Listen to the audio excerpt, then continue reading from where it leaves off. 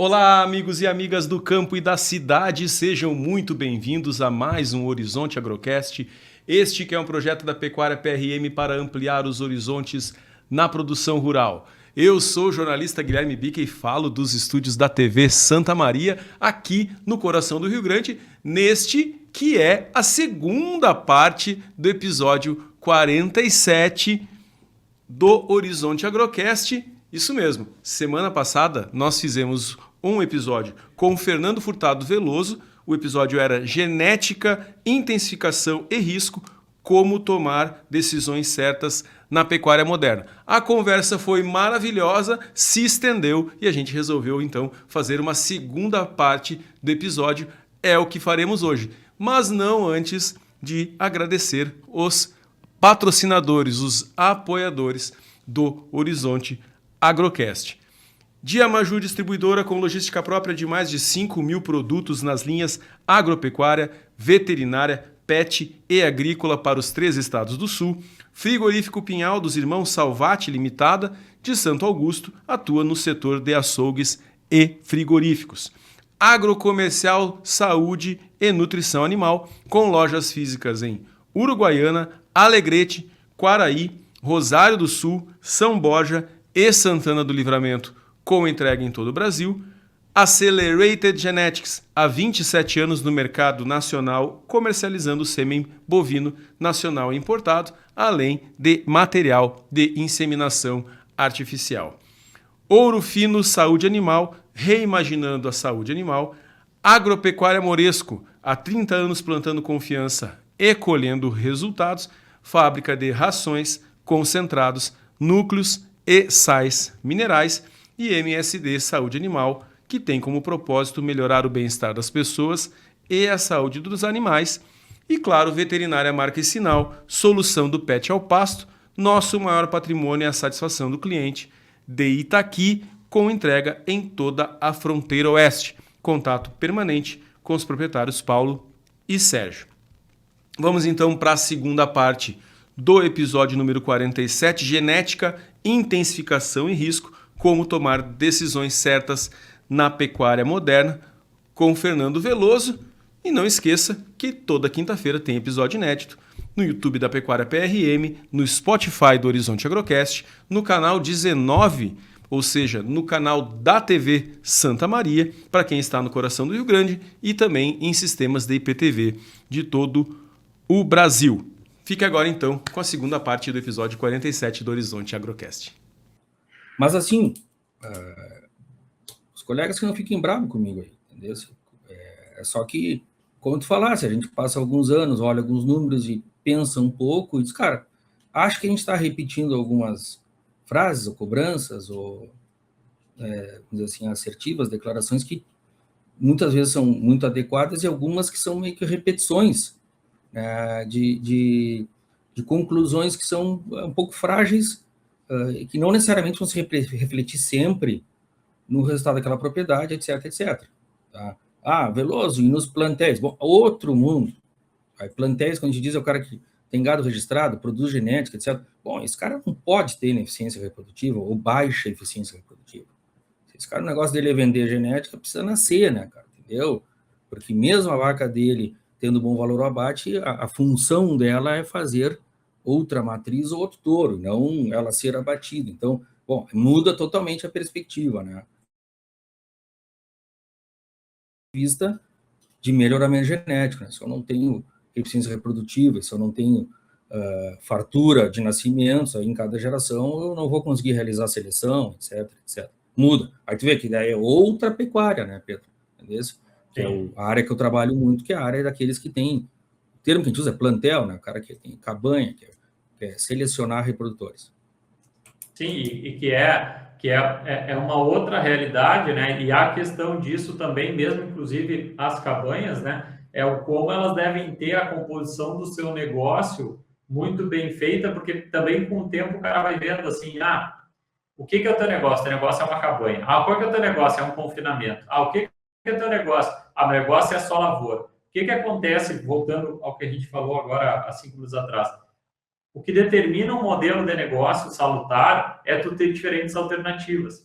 E quando, por exemplo, se tu vai ter uma cabanha e tu não tem um gado comercial para ter um fluxo de caixa, ou tu vai ter uma cabanha, tu não tem uma lavoura para ter no momento para te dar uma liquidez de produto dependendo da época, né, da lavoura, porque nem sempre a lavoura também dá resultado. Então, o que acontece hoje, a nossa convicção é de que, cara, o que determina o resultado do teu negócio não é uma pecuária altamente eficiente, não é uma lavoura altamente produtiva, não é uma cabanha que ganha prêmios, mas sim é o quê?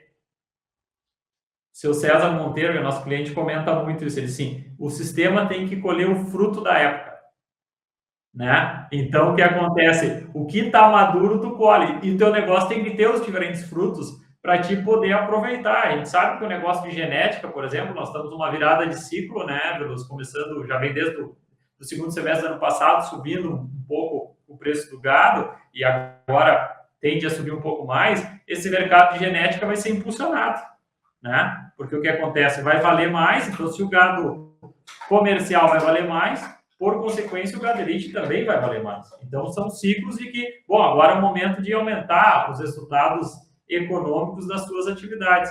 Mas, ao mesmo tempo, por exemplo, lavoura, a gente vem aí passamos 6, 7 anos de soja, muito bom, isso mudou a geografia e o relevo do Rio Grande do Sul, mas agora vem infelizmente, anos muito ruins, né? Espero que esse ano e o próximo possa ser melhor para poder o pessoal se reestruturar. Mas a gente que já está há mais tempo nesse negócio, e tu mais ainda, é a questão de a gente começa a ver assim, quanto mais tu está no mercado, menos tu tem certeza das coisas, né? E sabe que, cara, baseado em que tu não tem certeza e não sabe quando esse ciclo vai virar, quando que o preço vai subir, tu tem que ter os diferentes produtos para que, bom, esse está valorizado, a relação de troca em relação ao insumo que ele utiliza está interessante, eu me desfaço desse produto. O outro produto não. E eu vou ter que ter um produto que eu vou ter uma constância de venda. E pecuária, né? Pecuária, o professor Gotti comenta muito, acho que é um artigo do Holmes, que fala assim que as fazendas mais eficientes não necessariamente são as mais produtivas, mas sim a que apresentam o menor custo de produção. Perfeito, esse é um tema que a gente pode depois avançar, né, Pedro? Mas, assim, essa questão aí dos indicadores, a gente tinha isso aí meio de mão beijada no passado com safras e cifras. E estou te falando aí também há 30 anos atrás. Mas eu acho que a gente estava com os ouvidos pouco abertos para absorver aquela informação, né? Que era a informação muito boa gerada lá pelo Dr. Silotera, etc. Ele já falava do benchmark dele, né? E já tinha os top rentáveis, os top produtivos, para características diferentes. Bom, mais recentemente, uma fonte muito boa aí tem sido o pessoal lá do Grupo Integra, né, do Shaker, parceiros, que produz informação muito, muito boa nesse sentido, né, que muitas vezes os mais rentáveis estão lá entre os mais produtivos, eles são produtivos, porém, eles conseguem ter os seus custos mais controlados, tem mais eficiência no desembolso, né, por cabeça, por área, etc. Bom, e aqui no Rio Grande do Sul, eu vejo que a gente faz isso, vamos dizer assim, de forma privada, algumas empresas fazem aos seus assistidos, né, e tem um trabalho muito bom lá do professor Ricardo, né, da Unipampa, que faz lá para o GTPA, e que com isso, além de, vamos dizer, apoiar esse grupo do GTPA, essa informação, acho que ela reverbera porque mais gente se preocupa com aqueles indicadores todos, né? Então, eu creio que a gente teve avanços nisso, assim, de se preocupar com gestão e com os resultados do negócio. Tu falaste das cabanhas, Pedro, o que acontece? O pecuarista, ele tem, quando falou, algo muito positivo, que é essa independência e flexibilidade. A atividade cabanha, produção de reprodutores, a primeira coisa que tem que ser entendida é que ela é uma atividade de longo prazo. E que se eu vou ingressar nela, eu vou perder parte dessa flexibilidade, né? O meu negócio de cabanha passou a representar, sei lá, 30%, um terço do meu negócio pecuário. Bom, está claro para ti que tu vai ter momentos ruins da atividade de cabanha, tu vai ter que permanecer para guardar o próximo, né? E diferente de, por exemplo, não, eu estava só recriando, agora estou recriando e engordando. Eu estava só com invernada, agora eu ampliei a minha cria. A pecuária te permite tudo isso, nada de errado se bem programado, né? A cabanha não te permite. No seguinte sentido, se tu fizer esses movimentos no curto prazo, tu vai ter perdas, porque esse negócio de cabanha, ele vai além, né, do que vender o terneiro ou o boi, que são produtos que têm muito boa liquidez, que têm preço de tabela, né? Tipo, esses produtos estão aí. Qual é o boi hoje? Tanto. Se o meu tiver na média, vai valer. Se o meu boi for abaixo da média, vai valer menos um pouco. Se for superior, um pouquinho mais. Terneiro, idem, né? Não tem tabela, mas tem, ele é bem precificado,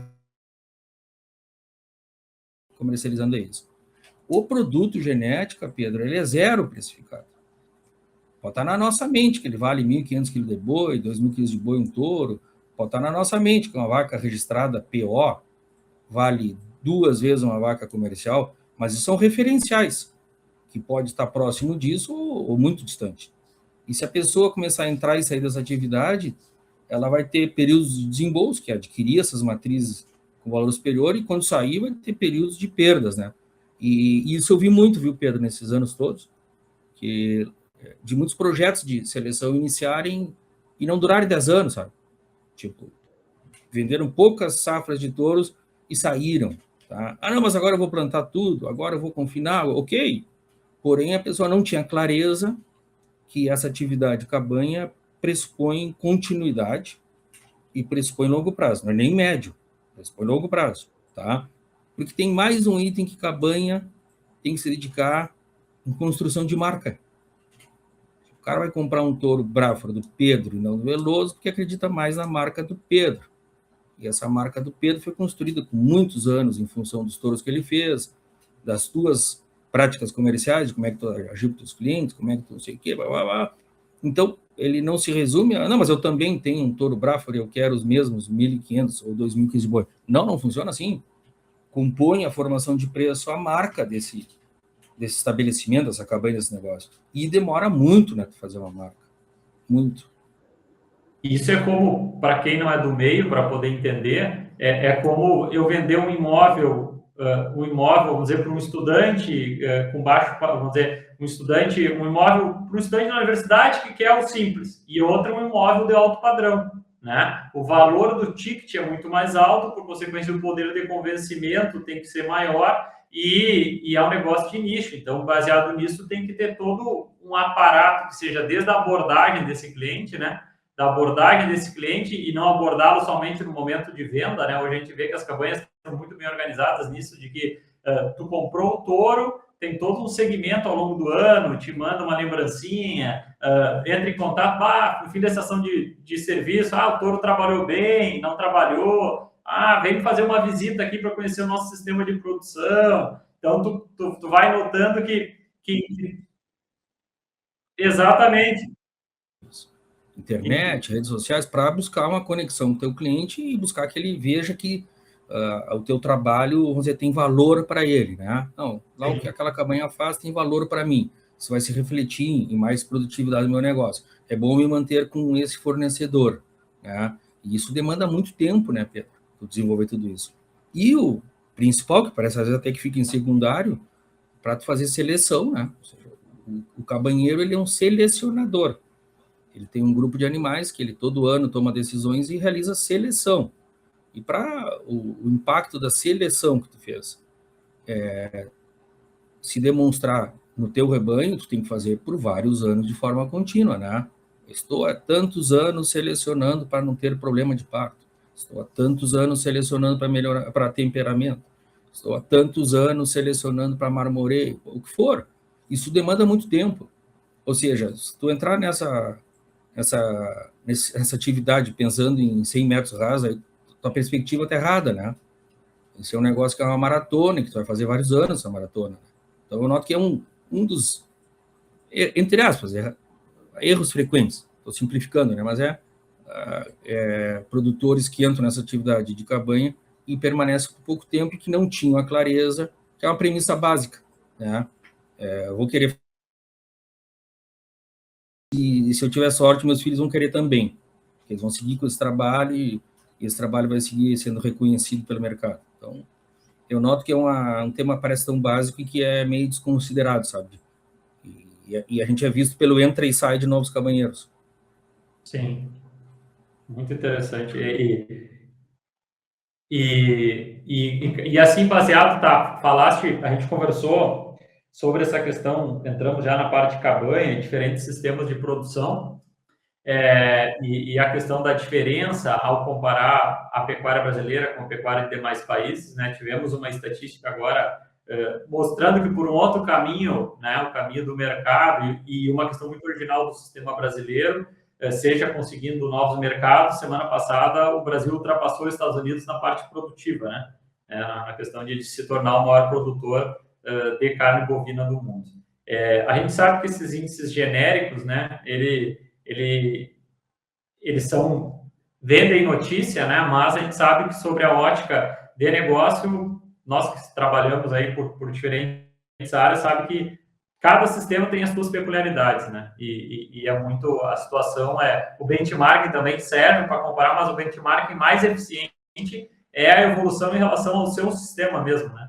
Conseguir, tu estando melhor em relação ao teu sistema cada ano que passa, seguramente tu vai ter um bom resultado. Porque eu estava fazendo algumas análises de um cliente, Veloso, até agora de manhã cedo, e comparando, por exemplo, um dado, esse cliente vendeu o mesmo número de cabeças agora, de janeiro a dezembro desse ano, gado comercial, ciclo completo, janeiro a dezembro desse ano versus janeiro a dezembro do ano passado. Exatamente, 714 animais foram vendidos.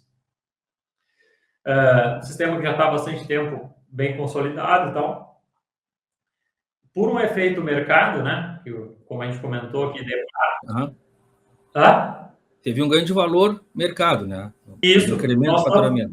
Nós estamos falando, né? Nós estamos falando para ver agora falta entrar nos custos, mas só no faturamento, isso dá um incremento aí, por exemplo, que a gente estava vendo de 1.000, se fazer uma conta básica de R$1.000 por animal, não, mas como teve um valor maior que esse, né, por mérito comercial, esse mesmo sistema de produção vai fechar um faturamento de quase não, de 1,1 milhão a mais, né? Um incremento importante, né? Exato. Então, por exemplo, para dizer o que, por exemplo, a questão é só para contextualizar isso, não precisa ter esses números, mas a questão assim, é um sistema que já vem fazendo, vem tendo o equilíbrio, tendo o mesmo percentual de pastagem, tendo suplementação, tendo controle de manejo sanitário, baixa rotatividade de pessoal. É um sistema que vamos dizer, encontrar o seu modelo de negócio, que para alguns pode não servir, para eles está servindo.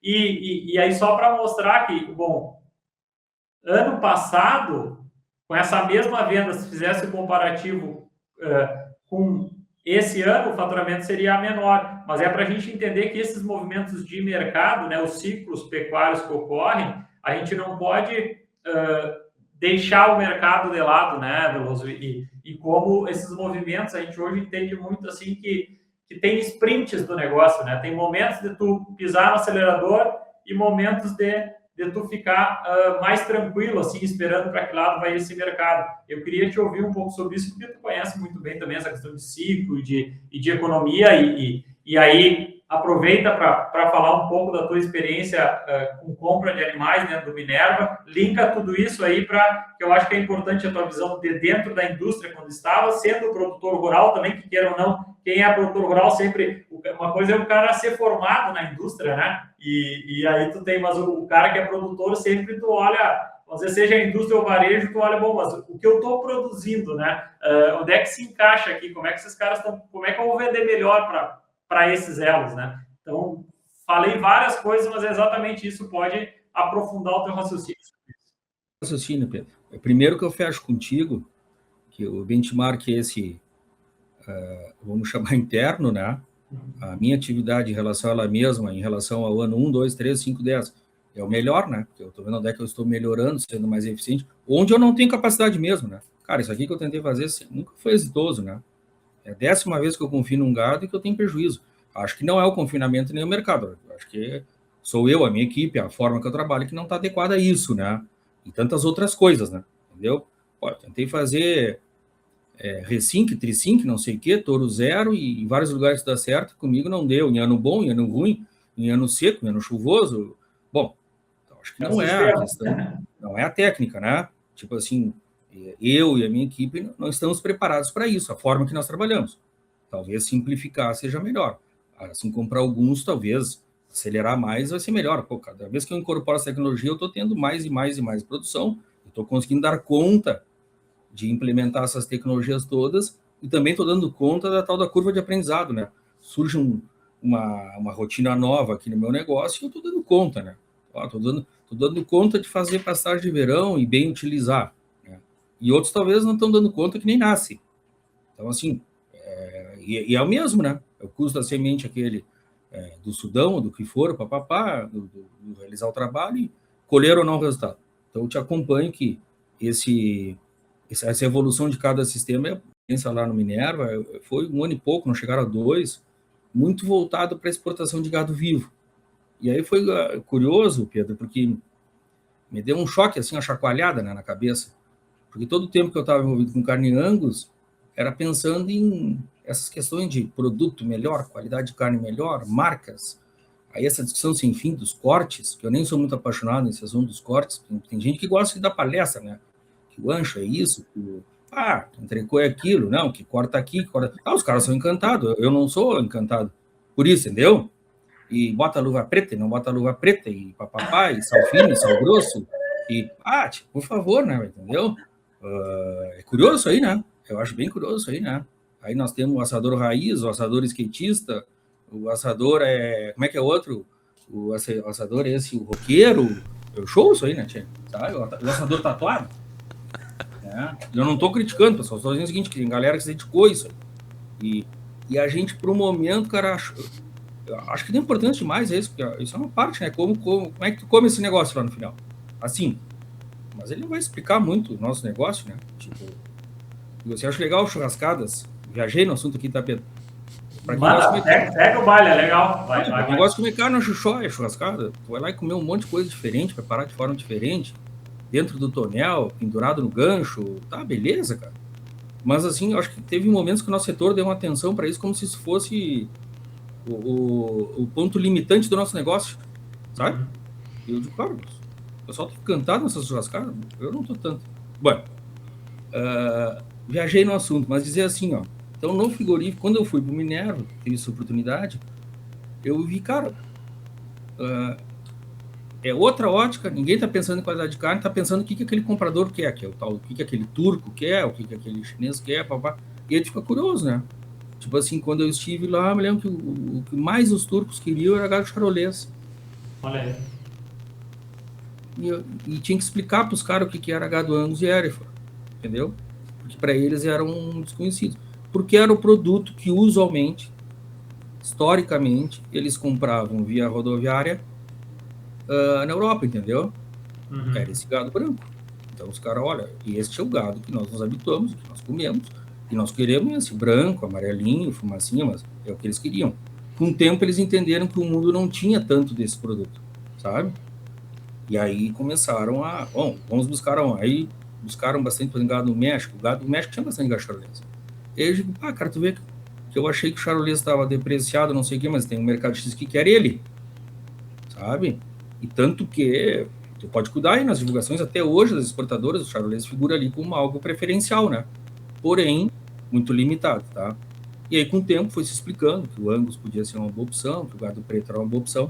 E aí surgiu um grande negócio para o Angus, no sentido de genética, que o Angus deixou de ser genética só para carne Angus, né? Virou genética para exportação de bovinos. E se tu pegar aí no último ano, cara, é impressionante, né, cara? O Brasil já exportou mais de 1 milhão de bovinos. Antigamente, tu falava em 100 mil, parecia algo absurdo. Hoje, 1 milhão. Eu, quando estava no Minerva, tinha sido assim um pico que lá em 2009 ou 2008 tinha exportado 500 mil animais e tinha sido a curva assim, tinha chegado no platô, assim, sabe? E virou um grande assunto. Aí depois caiu, agora retornou. Então, é uma atividade interessante e que o que manda ali é tu compreender bem o que esse importador quer. E aí, bom, esses turcos queriam isso, outros queriam outras características, né, esses árabes, etc. E o que para ti é sabido, né? Tipo, tu tinha que explicar para o cara que tinha gado Brafora, que eles não entendem o que é Brafora. É um produto que eles desconhecem. Para eles na visão deles, é um produto inferior por desconhecerem, por acharem que é uma mistura, entendeu? E no Brangus ou no Angus é mais fácil porque tudo é preto. E no Braford é mais difícil porque tu tem variações de pelagem. E eu não estou falando nada em relação à Braford, é como esse indivíduo conhece ou não conhece aquele produto, aceita ou não aceita naquele mercado. E eu me dei conta que mais importante que tudo isso, na verdade, era a operação de compra e transporte, porque esse é um negócio que tu compra X quilos de terneiro e depois entrega X quilos de terneiro no porto. É basicamente isso. Então, quanto menos tu perder, né, para transportar lá da origem até o quarentenário, do quarentenário até o porto, mais margem tu teve. Basicamente é isso. Então, essas indústrias, essas empresas hoje exportadoras que são tão importantes aí no Brasil, elas viraram grandes especialistas em logística, transporte e confinamento de animais. Porque se tu tiver perda no transporte, se tu tiver morte no confinamento, se tu tiver perda de peso no confinamento, tu está perdendo. Comprou X toneladas, entrega X toneladas. Quanto mais eficiente for nisso, né, melhor. Usualmente, esses preços todos, Pedro, é FOB, né, free on board, ou seja, quantos quilos tu entregou no porto. Entendeu? Esse é o negócio.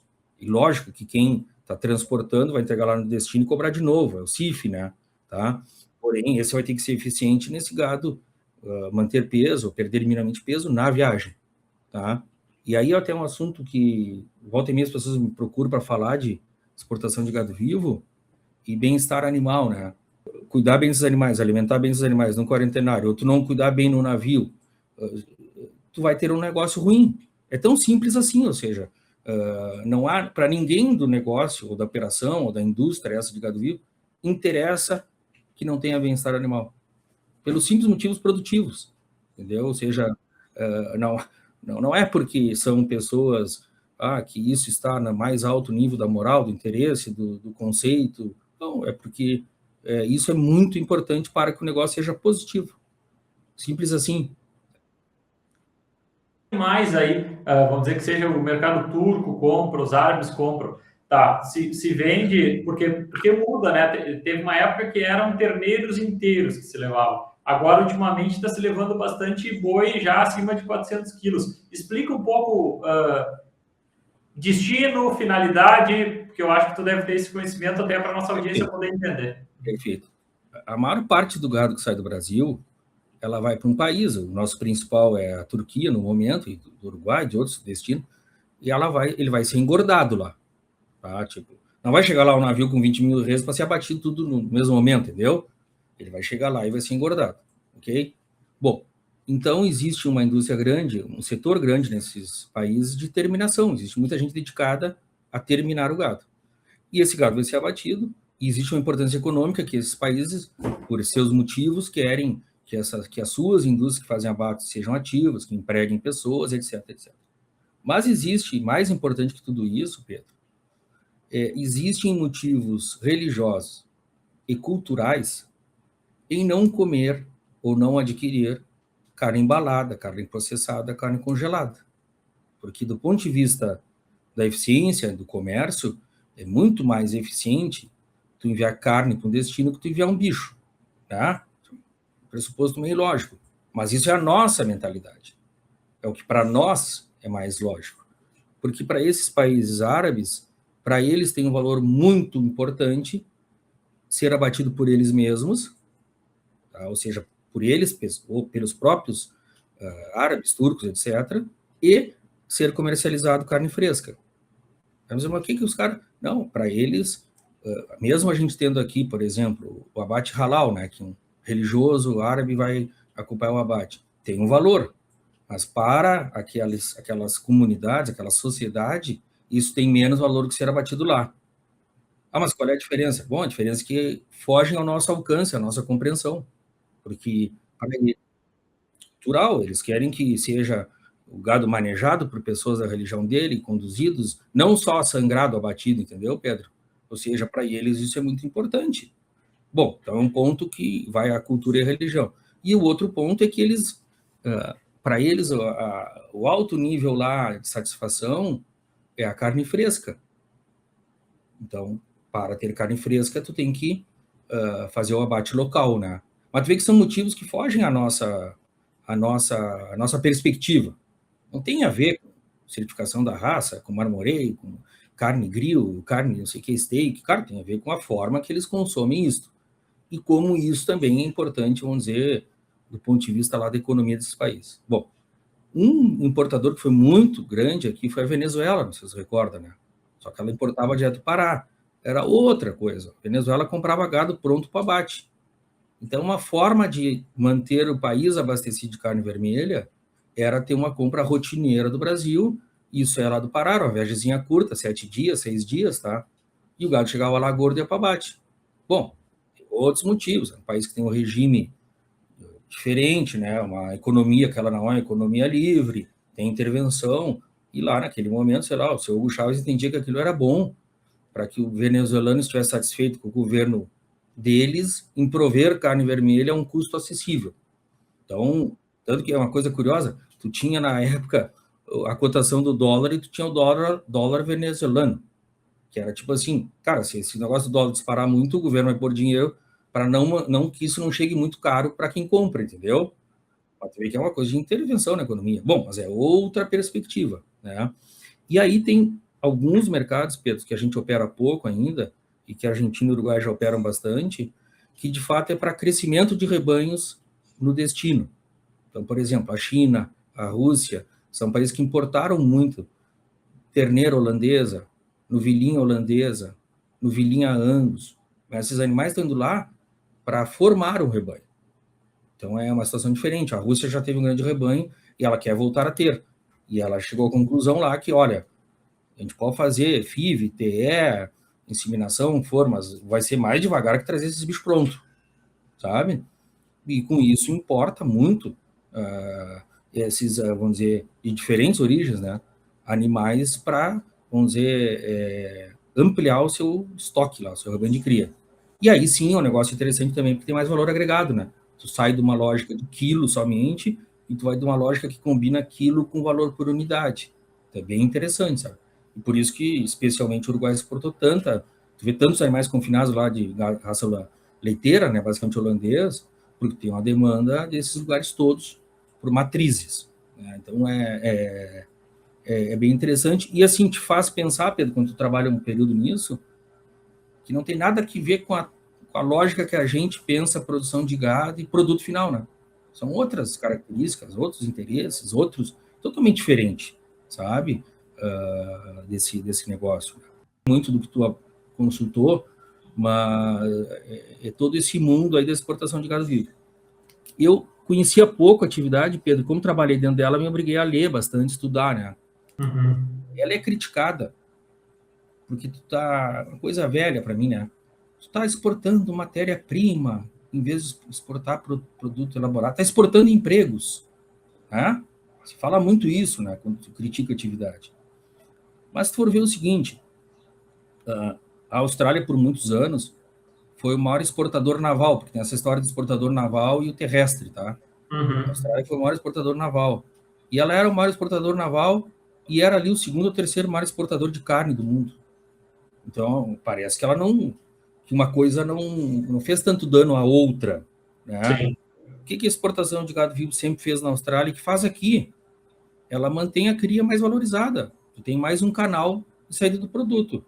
Se tu tem a cria mais valorizada, seja porque o gado está sendo valorizado no abate ou porque estão saindo unidades, né, para venda para o navio, tu tem mais confiança para investir no sistema produtivo.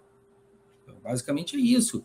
E então tu pega assim, então a Austrália por muitos anos foi o maior exportador naval e cresceu a sua exportação de carne, ou seja, o negócio não feriu o outro, ele fortaleceu. Esse período que eu estava no Minerva, Pedro, eu acompanhava os estoques do Pará. Tá? Uhum.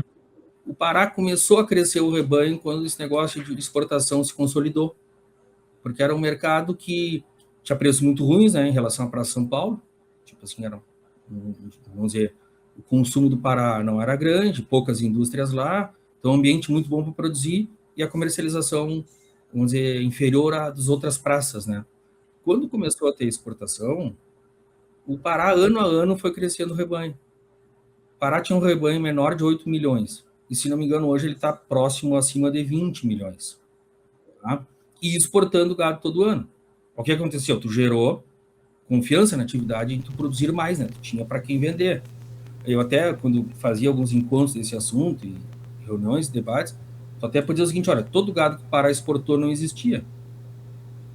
Porque, vamos dizer assim, ele é gado que tu exportou do crescimento do rebanho do Pará. Entendeu, Pedro? Tipo, é que nem tu tem uma instância que tu tem lá sempre 1.000 reses, e aí tu pegou e vendeu 200 reses e ela segue com 1.000. Por quê? Porque o estabelecimento cresceu, né? Ele cresceu, tu conseguiu vender uma parcela menor que o crescimento. E aí tu manteve aquele rebanho estável, né? E isso foi o que aconteceu com o Pará. Hoje o Pará tem um rebanho bem maior que o Rio Grande do Sul, e isso é fato desses últimos 15 ou 20 anos, né? Tá?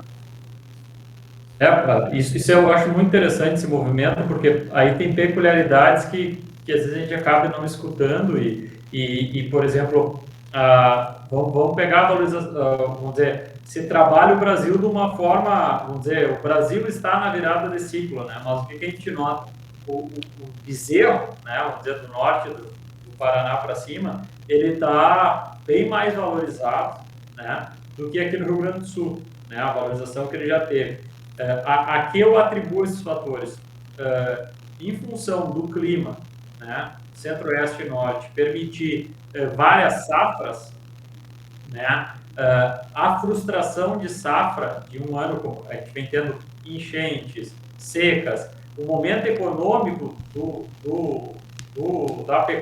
agro do Rio Grande do Sul está mais abatido em relação ao agro do centro-oeste. Isso puxa também uma demanda, né? Junto com essas outras alternativas que tu vem comentando, porque qual é a minha avaliação assim, sobre... você fala, o Rio Grande do Sul deixou de ser significante para a pecuária e tal. A gente não esquece que o maior fator, o recurso principal para a gente poder produzir qualquer coisa no agro é terra, né? E a gente tem uma limitação no estado e essas regiões centro-oeste e norte, para onde foi crescendo a pecuária, conforme vai valorizando as terras, o pessoal foi subindo, né? Já tem gente lá em Roraima, então já expandindo. Mas o que vai determinar que esse negócio siga lá vai ser essas funções de mercado, né? Porque sempre que a gente fez, um exemplo que a gente tem aqui no Rio Grande do Sul, é a questão do arroz, o projeto 10, né? Que se buscou fazer do IRGA. No caso, tem que produzir tanto para ser rentável e tal. Só que o arroz, infelizmente, ele é um produto com baixa liquidez, né? Então, não adianta produzir muito se tu não vai ter mercado, né? Então, por exemplo, a pecuária, eu vejo que ela vem fazendo esse caminho e esse trabalho da BIEC, ele é muito fundamental em relação a isso. E aí, eu queria te ouvir o quanto tu vê essa questão de abertura de mercados e voltar um pouquinho do que tu falou antes da China. Eu li uma notícia de que tu falaste que a China está comprando gado, tá? E eu linkei isso com uma notícia que eu li. Diz que a China já está começando a diminuir a exportação de fosfatado e está querendo diminuir um pouco a compra de carne, porque ela está enxergando que muitos anos comprando carne de outros países está desestimulando a sua atividade agropecuária dentro do país. Então, aí eu emendo essa pergunta. Bom, essa notícia, né, está linkada com essa procura de animais, especificamente no Uruguai, que tu falou, e de eles quererem crescer mais o seu rebanho para depender menos do mercado externo, ou vão seguir dependendo muito do mercado externo ainda, pelo tamanho? Não, faz sentido, Pedro. Faz sentido. Não me assusta muito, porque até eles aprenderem como é que se cria uma vaca, se desmama um terneiro, até ter cultura de pecuária, num lugar que não existe, vai ser um processo demorado, tá? Mas está ocorrendo. Seguramente eles vão buscar ampliar lá os seus rebanhos. E somado a isso, né, Pedro, nós tivemos aquelas coisas que são ruins para os outros que nos ajudaram. Esse pepino aí da peste suína lá na China, que eles tiveram que dizimar seus rebanhos, etc., isso colaborou muito conosco, né? Então, assim, a gente passou a enviar a proteína de carne vermelha também para substituir, né, essa questão lá da peste suína, né? Então, teve um atrapalho lá que nos gerou janela de oportunidade. Muito bem. Mas eu não vejo, assim, com preocupação eles se tornarem também grandes produtores, porque é um processo que é lento de acontecer, esse negócio de pecuária, né, é um ciclo lento, né, cara? Tipo, o aprendizado é muito lento, porque esse negócio da vaca demorar 9 meses, mais 6 para desmamar, não sei o quê. Cada erro e cada ajuste que tu faz, ele é demorado. E porque a demanda, eu vejo assim, potencial de consumo de carne bovina na China é muito, muito grande. A gente está em estágios iniciais, né? Então, tem sentido que tu falasse, eu só não vejo que seja algo preocupante, né, no nosso negócio. Então, também de dar uma brequeira de adubos fosfatados, porque o que eu estava vendo, assim, esse ano estava muito interessante, cara. A compra, por exemplo, de Super Simples, por exemplo, estava com uma relação de troca muito interessante. Depois, o último trimestre do ano já começaram a corrigir o preço e agora eles vão dar uma diminuída na produção, porque estava, assim, eu acho que em função do ritmo agrícola mundial ter diminuído um pouco, barateou, e aí agora eu acho que eles fizeram tipo que nem o pessoal de petróleo faz, a demanda não está tão grande, eu vou dar uma segurada na produção para poder ver se dá uma aumentada no preço, sabe? Sim, te entendo. Isso que tu falou da relação de troca aí, por exemplo, de fertilizante, é algo que eu sei que vocês se dedicam bastante, Pedro, e ajudam bastante o setor, que vocês informam bastante isso, né? E para mim, assim, é uma informação, um indicador que é aquilo que tu, com alguns anos de atividade na pecuária, seja própria ou de cliente, né? Tu consegue ler isso com uma certa facilidade, tipo assim, cara, tá aqui, não tenho que pensar muito, né? Essa relação de troca tão favorável, tipo assim, como é que a gente diz? Já faz teu pedido porque isso é necessário, e os números estão te ajudando muito, tipo assim, então, são coisas que ajudam muito, eu digo assim, que vão te dando clareza em tomar decisões, já falando um pouco do assunto também, nós, de decisões certas na pecuária, né? Compreender essa questão de relação de troca do insumo com o nosso produto, né, que é o terneiro, que é o boi, é importante. Bom, é obrigação de qualquer assessor ou consultor compreender, mas é importante que o produtor coloque isso na sua agenda rotineira, né, de tantas coisas que ele olha, porque isso facilita de sobremaneira tomar decisões. E, eventualmente, no momento que a relação de troca é ruim, e aí parar de dizer, a decisão é manter esse nível aí de investimento que eu faço, desembolso, né? Mas tentando pensar assim, decisões acertadas. Uma é essa, ter compreensão clara desses indicadores, que eles é que vão nos guiar se a gente está indo para tomar uma decisão correta aí em desembolso, ou comercialização ou não. Me parece que é bem básico e bem relacionado ao proposto do episódio. E Veloso, já que entramos na porteira, aí também vamos voltar lá para a graduação. Gráficos do Marasquim, professor Nabiger, a gente tinha aqui um campo nativo, e até mesmo trabalhos do professor Lobato, a gente tinha que carga animal de inverno em campo nativo no Rio Grande do Sul, 280 quilos por hectare, primavera, verão, 320 quilos por hectare, sem nenhuma intervenção, né? Sem rostada, sem adubação e tal, que depois o Danilo Menezes Santana entrou aí explorando isso aí. Bom, ok. Hoje, nós temos uma convicção, tá, de que cargas de campo nativo, dependas de campo nativo, não sendo campo raso, mas campo que mescla caninha com alguma área de campo raso, a gente consegue trabalhar aí com 350 a 400 quilos no inverno e com roçada 600 quilos na primavera, verão, ok? Isso vai determinar o percentual de área rasa que ele tem. Junto com isso, introduzindo pastagens de inverno, né, sejam sobre campo nativo ou dessecadas, em torno de 30% da área, e 6% de perenes, né, da área da fazenda, 6% de perenes tropicais, a gente consegue trabalhar aí hoje com 1.5, de 1.3 a 1.5 UA no sistema de produção.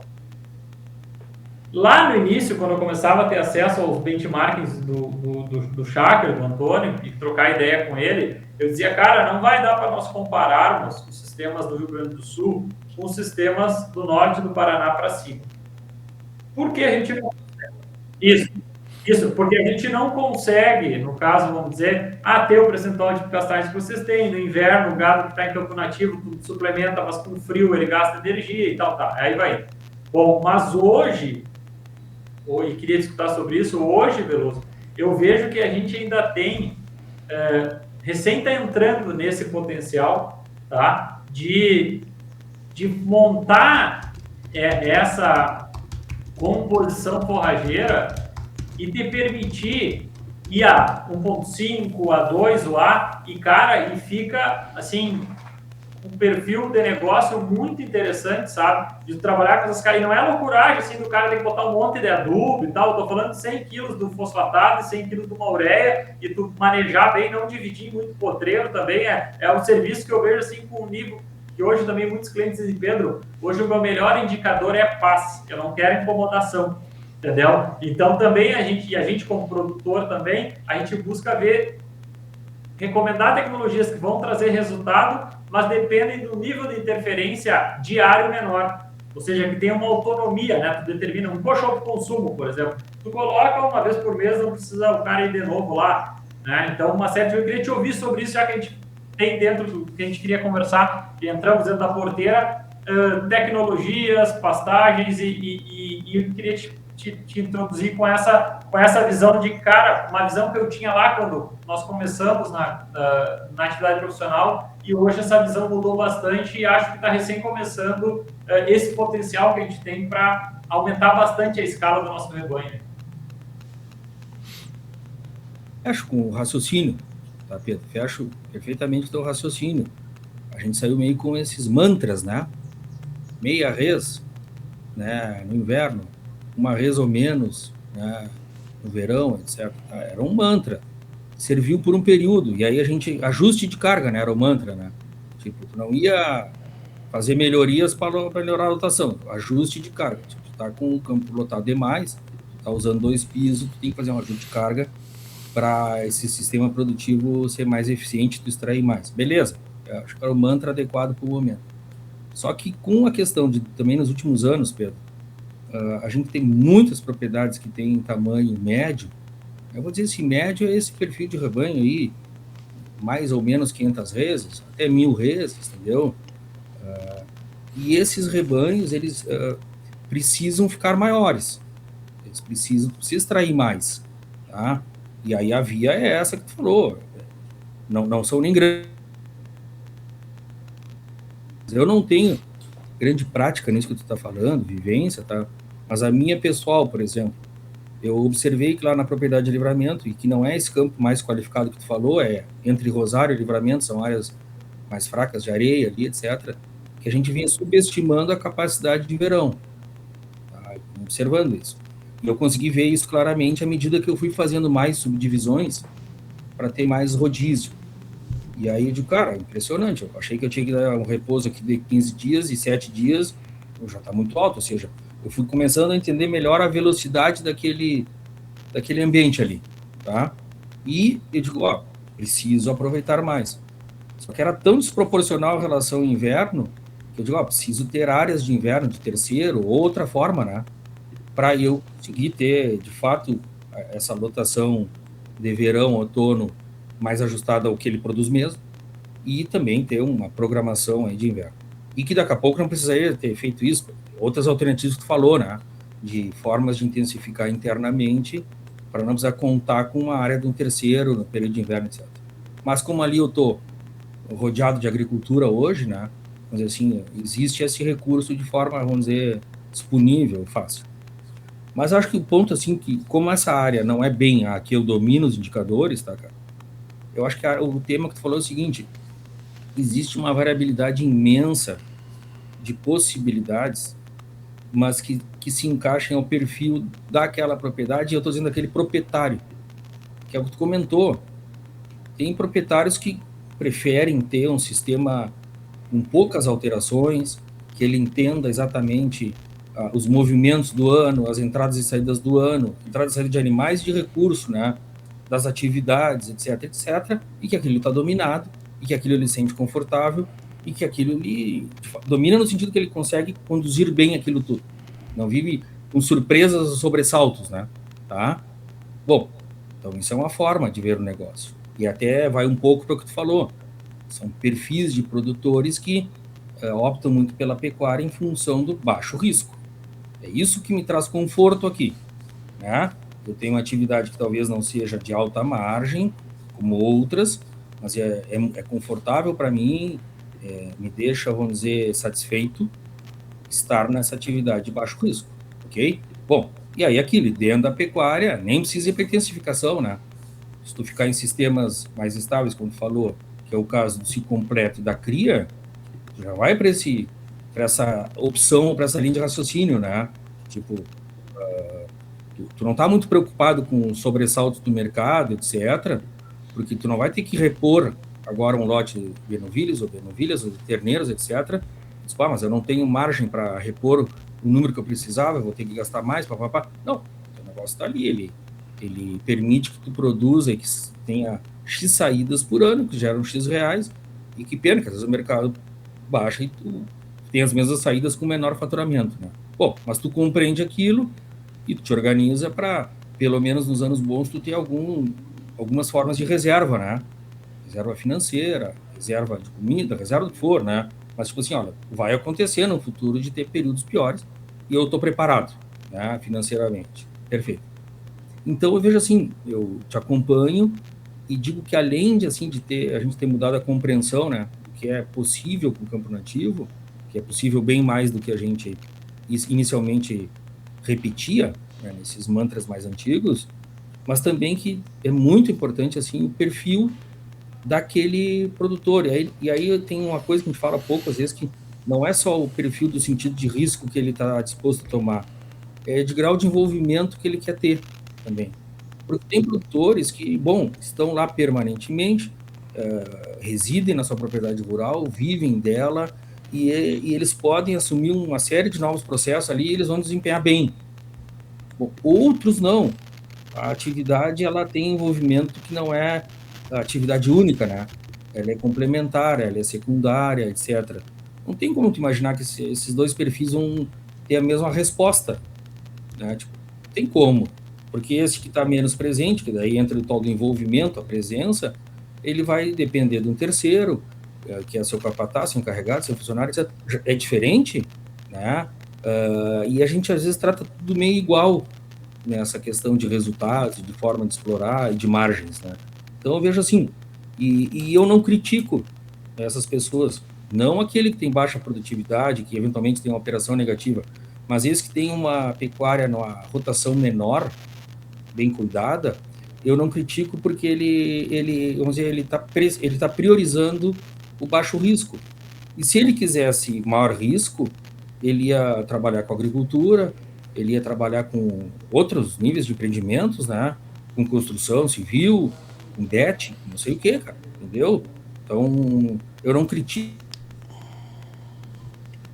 com clareza, tenho esses sistemas num outro RPM, né?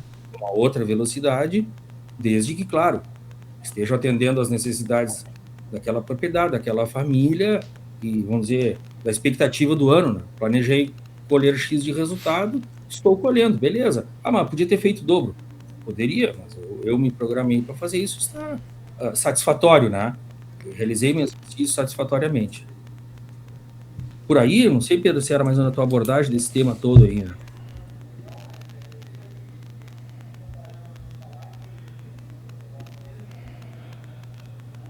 E corroborando com isso, é que assim, é como tu querer colocar um dinheiro na bolsa, né? Tu vai, conversa com o corretor e tal, o cara diz, tu quer um grupo mais arrojado, quer um conservador, quer um fundo de renda fixa, tu escolhe. A atividade pecuária é assim, ou mesmo quando nós optamos por uma profissão, quem quer trabalhar na iniciativa privada sabe que vai ter mais oscilações, né? Seja de renda, seja de negócio, enquanto quem busca trabalhar, quem busca fazer um concurso para ter uma estabilidade financeira, ele sabe que vai ter um plano de carreira ali, ele não vai ter grandes saltos de rentabilidade de salário, né?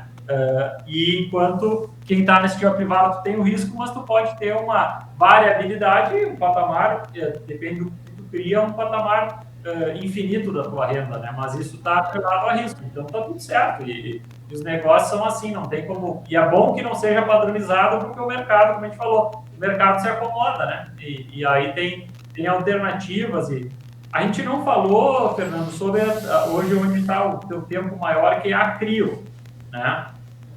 Por que foi criada a CRIO? Porque hoje o Veloso dedica bastante tempo dentro da CRIO. Baseado em tudo que a gente já conversou, fica à vontade para discorrer sobre isso. CRIO é uma central de inseminação. Ela já, vamos dizer, nós iniciamos em 2016, então a gente já está nessa atividade há 10 anos com ela e ano que vem será o ano de produção mesmo, assim, a pleno, vamos dizer, ano 10. Então, a gente já passou a compreender melhor um pouco essa atividade. É uma central de disseminação que presta serviços, ou seja, nós não somos um concorrente da Renascer, da Corte, sei lá, da Alta. Nós somos prestador de serviço para várias empresas. Eu vi que tu falou no início do programa aí que a Accelerated Genetics é uma apoiadora do programa, né? Então, ela é uma das empresas que nós prestamos serviço, ou seja, nós temos touros, por exemplo, da Accelerated Genetics conosco, e em coleta, e eles fazem a comercialização, ou seja, nós temos que cuidar dos touros, congelar o sêmen, entregar esse cliente, e ele é que faz toda a parte de comercialização. Então, nós somos antigamente se dizia sistemista, né? Ou seja, o cara que presta serviço. Muito bem. E a gente até tem lá no slogan que é clientes de A a Z, né?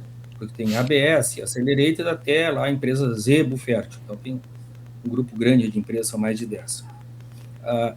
A iniciativa de começar lá, CRIO, de ter esse negócio, não foi minha, foi mais uma proposição do Dimas, que é meu sócio, tá? Então, a gente já atuava nesse ramo relacionado a cabanha, seleção, touros, remates há vários anos, na nossa empresa de assessoria, e a gente já tinha uma relação muito próxima de quase todas as centrais de genética que operavam no Brasil, ou seja, essas empresas aí que a gente conhece, BS, CRV, tantas outras que a gente fala, nós já tínhamos relacionamento com as pessoas e com as empresas, porque muitas vezes nós ajudávamos ou tentávamos colocação para os touros dos nossos clientes nessas centrais. A gente já tinha um certo entendimento. E aí, inicialmente, a gente pensou, quem sabe a gente faz um braço de uma dessas grandes centrais aqui no Rio Grande do Sul, né? Um braço da BS, um braço da Serra Lagoa, por exemplo. E na época, lá em 2015, não interessou muito as empresas, né? E nós, mas quem sabe a gente faz a nossa própria e vamos ver se elas nos contratam. Foi uma decisão, assim, Pedro, ponto 1. Sabe que quem trabalha com serviço viaja muito e vai muito ao campo e ao cliente. E tu fica num momento que ou tu amplia a tua equipe de colegas para prestar serviço, né? Ou tu restringe o número de atendidos, né? Então, mais ou menos todo mundo que trabalha com assessoria, consultoria, tem essa dificuldade. E que poucos colegas são bem eficientes de formar grandes equipes. Eu não, acho difícil, mas algumas empresas têm essa habilidade de ter várias equipes, atender muita gente, né? Conseguir estabelecer um tipo de serviço de assessoria, vamos dizer, padronizado, com um processo bem estabelecido, e tu consegue colocar bastante gente junto. Não foi o nosso caso, a gente era muito Veloso, Dimas, etc., realizar os trabalhos, e algum outro colega que nos as mais concentrados, vamos dizer, personalizados em nós. E aí, ter a central era algo assim, onde pode diminuir essa atividade de campo e ter uma atividade lá que, mal comparando, é quase uma indústria, né, Pedro? Sim. Tu vai ter as pessoas lá realizando o processo, tu vai acompanhar, supervisionar, etc., mas que ela pode se escalar, ganhar volume de uma forma diferente que a prestação de serviço da assessoria da consultoria. Sim. Então, tu pode ter 20 touros, 50 touros, 100 touros, 150 touros, tu pode ampliar desta forma, entendeu? Com o mesmo envolvimento teu, né, e ampliando a equipe, etc. E assim foi.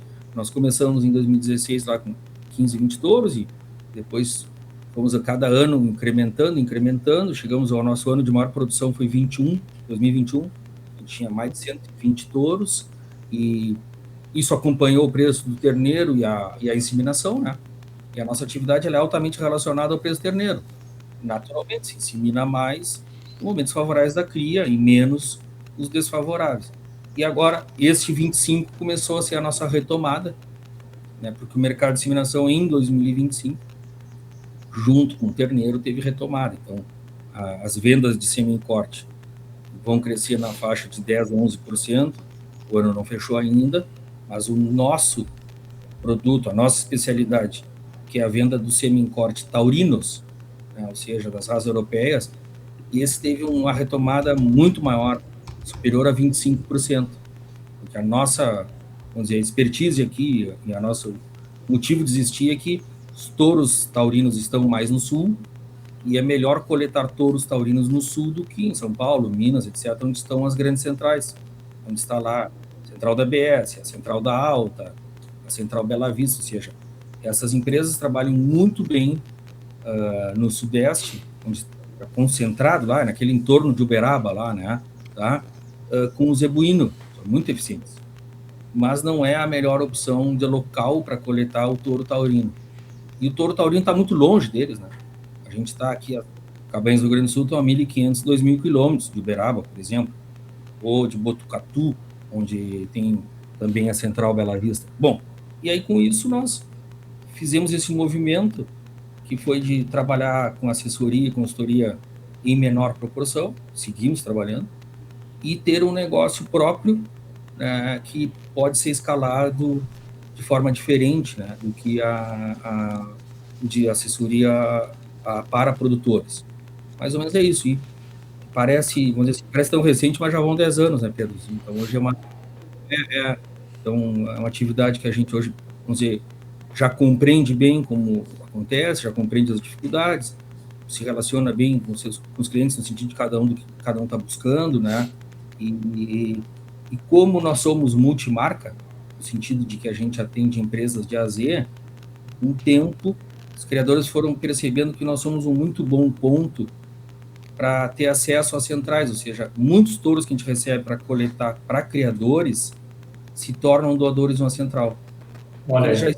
Porque eles já estão lá dentro, porque eles já têm sêmen, eles já realizaram toda a documentação com o Ministério, alguns já foram usados a nível de campo e tiveram bons resultados de ATF, ou seja, no processo, no passo a passo do produto ser um touro e ser um touro de central, esses que estão já em coleta cumpriram talvez um terço.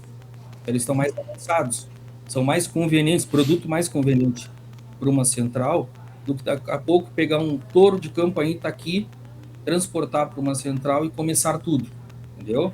Então, alguns touros não são bons doadores de sêmen, né? São férteis, mas não são bons para congelar sêmen. Alguns touros não são bons, assim, superiores nas taxas de prenhas, são medianos. Então, tudo isso que se faz antecipadamente ou previamente à contratação torna esse produto mais atraente para uma central, vamos dizer, comprar ou contratar. Então, a gente tem bastante sucesso, assim, com muitos touros que entram lá, como a gente chama, particulares, muitos se tornam doadores das centrais, porque estão alinhados com tudo isso, né? Então, serve como uma triagem, sabe assim? Como um hub lá para esses criadores. E como o nosso foco lá é serviço, Pedro, não restringe em nada vamos dizer assim, o alcance desse produto, que, Veloso, coletou bem o sêmen aqui, congelou bem, tá tudo certo, mas eu tenho a possibilidade de um negócio lá na Progem do Pedrito. Tranquilo, manda o caminhão, transporta, ele daqui sai para outra central, e existe um expediente que a gente chama que é trânsito entre centrais, ele não perde a quarentena, ou seja, ele chega no outro dia já habilitado para seguir coletando, e não teve assim uma limitação, tu não restringiu o mercado desse indivíduo, né? Sim. A mesma coisa,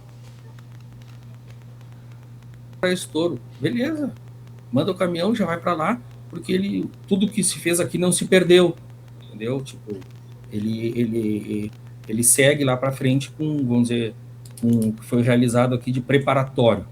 Então, assim, tem sido também bastante positivo para essa finalidade. Então, hoje, eu mais dedico tempo, tanto nós falamos de pecuária, de não sei o quê, com essa função de receber doadores, né, que são os touros, cuidá-los, congelar o sêmen e despachar para essas empresas que estão em vários pontos do Brasil. Então, mais ou menos é essa a nossa atividade lá. Mas isso, eu me envolvo com uma área, que é relacionamento com clientes, financeiro, etc., mas quem cuida o dia a dia da empresa lá do ponto de vista de produção é meu sócio, que é o Dino, ou seja, ele é que coordena a nossa equipe de campo e ele é o encarregado do nosso laboratório.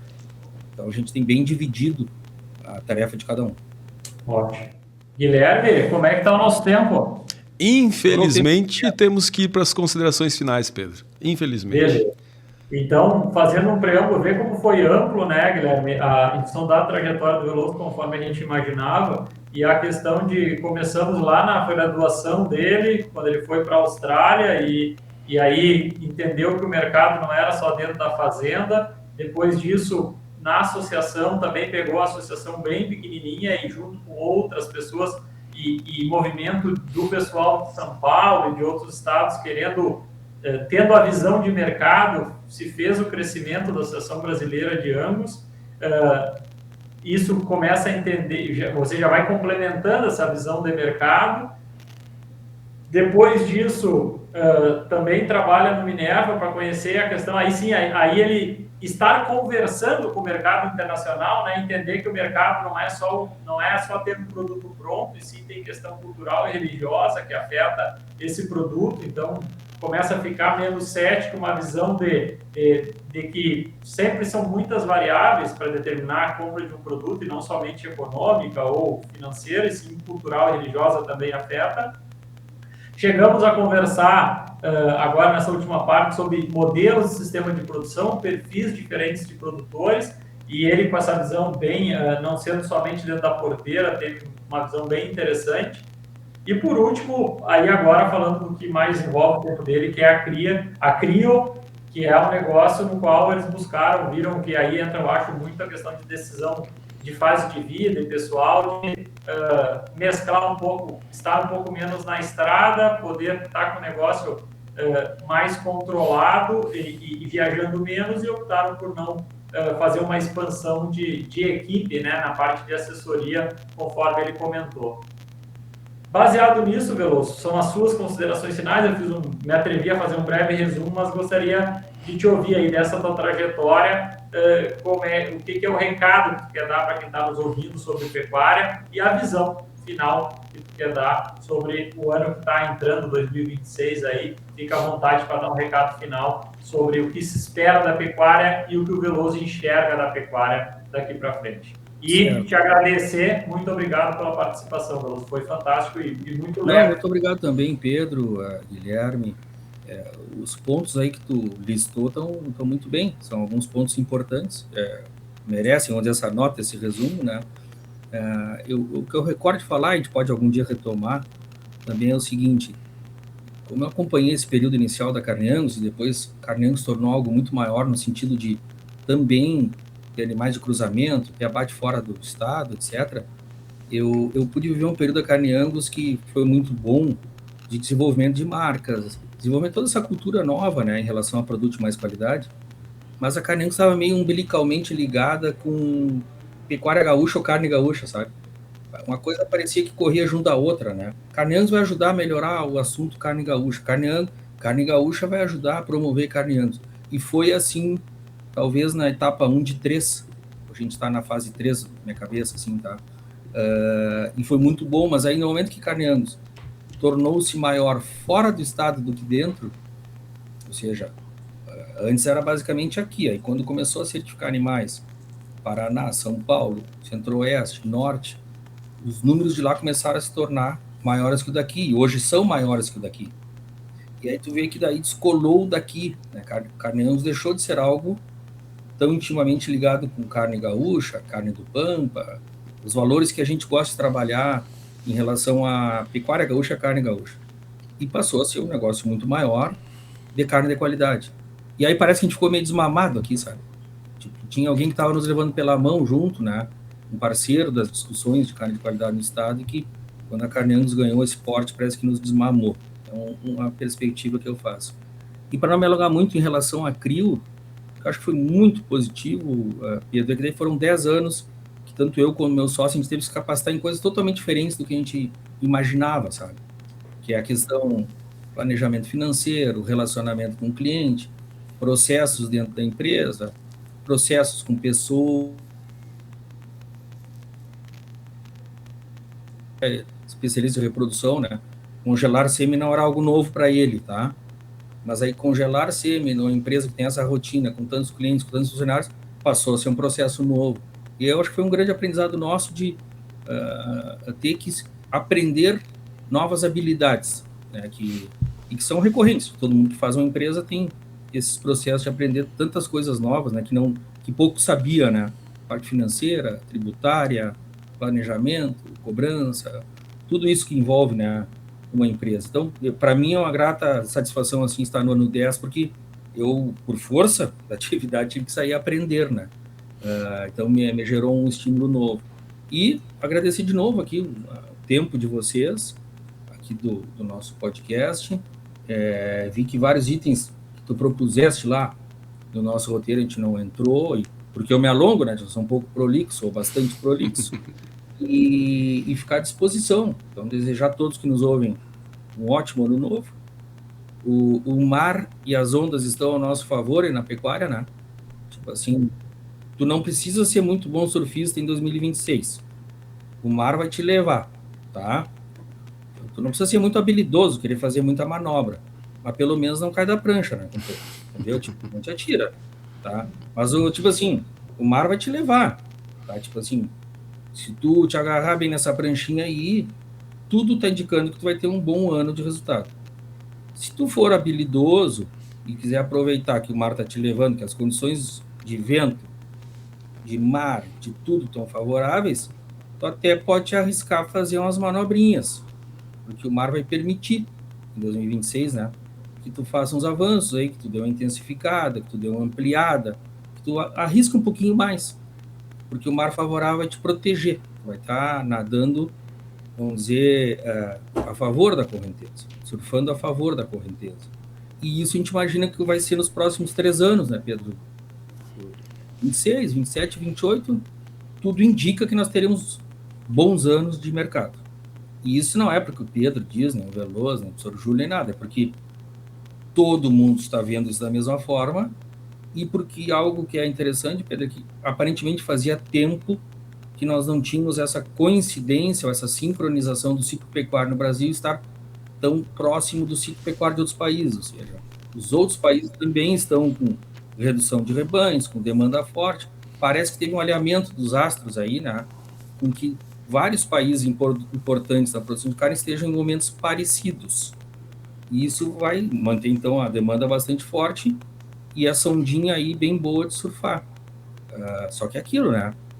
Não floreia muito, né? Se quiser florear muito, inventar muita moda, talvez tu caia da onda. Não é nem que o mar vai te derrubar, mas tu vai cair, né? Então, mas eu vejo muito, muito positivo toda a perspectiva e tudo ao nosso favor. O Rio Grande, a dificuldade é o seguinte, né, Pedro? Tem mantido que ele perdeu importância representativa na pecuária brasileira ao longo desses últimos 30, 40 anos, que nós seguimos aqui trabalhando, mas a nossa participação em volume do rebanho, volume dos abates, exportação, a gente foi se tornando menor, porque o resto do Brasil cresceu muito. Então, a gente tem que estar atento que se apegar ao que a gente foi, não vai resolver, a gente vai seguir tendo perda de competitividade, né? Ou seja, nós aparentemente produzimos de forma mais cara que a média dos outros estados e temos menos escala, então não é uma combinação muito boa, né? Produzir menos quantidade com custo maior não é uma combinação boa e que muitas vezes nos leva a ceder aí para a agricultura ou para outras atividades, buscando melhor margem. Aí já é um tema grande de cadeia. O que fazer, né? Também não sei o que fazer, mas fazer o Estado produtor de carne bovina não está sinalizando, se a gente olhar as curvas dos últimos 20 ou 30 anos, né? De abate, produção de carne, exportação de carne, etc., a gente não teve grandes melhorias. E se colocar essa curva nacionalmente, vai se despegando, né? Ou seja, a gente tem que pensar, discutir entre nós aí como se manter nessa atividade que a gente gosta tanto, e acredita que ela é tão boa, né, Pedro? De trabalhar com pecuária, com gado, com carne, que a gente gosta, e que diferente de outros estados, que nós temos muita cultura nisso, né? Muitas gerações trabalhando com isso, nós temos muito conhecimento sobre isso. Por isso que eu brinquei que vai demorar para a China ser um bom produtor, porque vai demorar algumas décadas para eles terem pessoas que compreendam da atividade, filhos de produtores, etc., técnicos, formação de técnicos, isso demora. Até chegar eles terem uma boa Embrapa lá, pecuária de corte, tudo isso demora. E nós temos isso já, 50 anos, 80 anos, 100 anos, né, de vida de pecuária, que é um grande valor nosso. Mas precisamos estar atentos em como manter essa atividade tão boa do Rio Grande do Sul, importante, competitiva, né, que não nos faça olhar tanto para o lado. E era para ser rápida a tal da consideração final, né, Pedro? Eu nem pude falar bobagem, contar piada, nem nada. Lamento isso aí. Se é uma coisa que eu lamento do Agrocast é que não deu tempo para as bobagens. a parte light. Ficou só nos bastidores, né? Depois eu vou deixar então para o Guilherme. Como é que é o nome do nosso colega da técnica? Ademir. O Ademir diz que ele é a pessoa que edita e que alinha as cabeças, né? Isso, alinhador de cabeças. Se o Ademir conseguir isso, ele tem que ganhar um prêmio Nobel da Paz, né? Nossa, ele já... Conseguir alinhar a cabeça de pessoas diferentes é muito, muito, muito difícil, quase utópico. Está apto, mas está apto. O Ademir está apto ao prêmio Nobel, então. Ele alinha a cabeça toda semana aqui. Toda semana ele passa alinhando cabeça. Maravilha. Muito bem, esta foi a segunda parte do episódio número 47 do Horizonte Agrocast. Você já entendeu, né? Primeira parte foi na semana passada, nós dividimos o episódio, a conversa foi muito boa, nós dividimos o episódio e você agora conferiu a segunda parte do episódio número 47 com o tema Genética, Intensificação e Risco, como tomar decisões certas na pecuária moderna. Mais uma vez eu vou agradecer ao Fernando Veloso por despender esse tempo precioso na sua agenda para conversar aqui com o Horizonte Agrocast. Baita episódio, uma aula. Essa questão do Angus eu fiquei louco já para entrevistar. Vou sugerir depois para o Pedro se a gente consegue de repente o contato também da Márcia Barcelos para contar para a gente essa história de como foi. Como se dá essa relação aí essa relação de implementar as marcas, criar o produto, trazer, pensar nessa parte pós-produção, né? Isso aí deve ser muito interessante também a gente conversar. Fica aí a minha sugestão para um próximo episódio. Até eu cheguei a anotar aqui no cantinho, Pedro, para a gente lembrar depois. Mas esse episódio número 1 vai se chamar como? O Continente? Outback. Não tem a trilogia? Pode ser. Tem aquela outra trilogia do Gaúcho a Pé, não tem? Tem. Trilogia do Gaúcho a Pé, para pegar os 3 títulos dos livros e cada episódio vai ser um nome da trilogia do Gaúcho a Pé. Pode ser. E ainda acho que cabe nós fazermos uma terceira parte em outro momento, viu? Dá para fazer uma terceira parte em outro momento. Muito dependente da paciência de vocês e dos ouvintes. Muito dependente disso. Isso aí. Publica a parte 1, segura a parte 2 em stand-by, como diz. E avaliamos. Daqui a pouco tu pode fazer aquele delete all ali, entendeu? Que, claro, vai estar ocupando tanto espaço na lixeira, já faz o delete all. Tá tudo certo. Não, que é isso. Só uma satisfação imensa. Prazer é todo nosso. Nos despedimos, como sempre, pedindo para que você siga o Horizonte Agrocast no Instagram e no TikTok e siga também a Pecuária PRM no YouTube e no Spotify, que é onde vão os episódios inéditos toda quinta-feira. Episódios inéditos esses que têm o apoio de Veterinária Marca e Sinal, Diamaju Agrícola, Frigorífico Pinhal, Agrocomercial Saúde e Nutrição Animal, Accelerated Genetics, Agropecuária Moresco, Ouro Fino Saúde Animal e MSD Saúde Animal. Não esqueça que a sua participação é muito importante. Pode colocar nos comentários sugestão de entrevistados. Se você conhece aí algum proprietário que está fazendo alguma coisa diferente na sua propriedade, deixa a sugestão aqui, deixa suas críticas também. Seus elogios serão muito bem-vindos, claro. E vamos até a próxima quinta-feira com um novo episódio número 48 do Horizonte Agrocast. Agradecemos a sua audiência. Feliz Ano Novo. Tchau, tchau.